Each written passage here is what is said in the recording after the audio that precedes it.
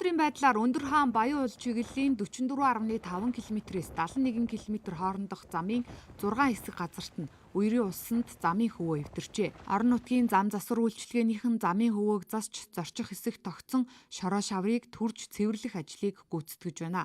Өчигдөр мөн Дархан Эрдэнэт чиглэлийн хатуу училттай автозамын 170-аас 171 км хэсэгт нь замын хөвөө эвдэрч үерийн ус хальсан нөхцөл байдал үүслээ. Холбогдох албаныхан шуурхай ажиллаж, эвдэрлийг засаж, хөдөлгөөн хэвийн үргэлжилж байна гэж мэргэжлийн байгууллагууд мэдээлж байна. Өнгөрсөн шөнө онцгой байдлын газарт үер устай холбоотой 93 дуудлага мэдээлэл ирсэн байна. Мал уруутсан, гэр байшин усанд давтсан, машин суусан гэх мэт дуудлага бүртгэгджээ. Нийслэлд орсон борооны улмаас инх тайвны гүүрний доод талын автозамд их хэмжээний ус тогтож, машин явахад хүндрэлтэй байдал үүслээ. Холбогдох албаныхан ажиллаж, усыг соруулсан байна.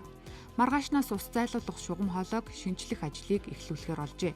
Ихэнх нутгаар бороо үргэлжлэн орж байгаа учраас гол мөрний усны түвшин нэмэгдэж үерлээд байна. Жишээлбэл өнөөдрийн байдлаар Хинтийн нурууны баруун хажуунаас ихтэй голуудын усны түвшин өмнөх өдрийнхөөс 30-аас 105 см болж нэмэгджээ. Мөн Алтай улсаас ихтэй буянд ховд голын дагуу үертэй үерийн аюултай түвшинг 5-аас 15 см давсан байдалтай байна. Тэрэлж гол үерлэж үерийн аюултай түвшинг 26 см давжээ. Иймд голын сав дагуу суурьшиж байгаа малчид аялаж амарч байгаа ард иргэдийг үерийн аюулаас сэрэмжтэй байхыг анхаарууллаа.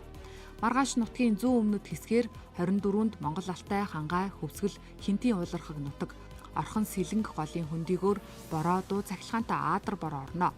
Ер нь энэ сарын 26-ныг дуустал ихэнх нутгаар бороо орох төлөвтэй байна.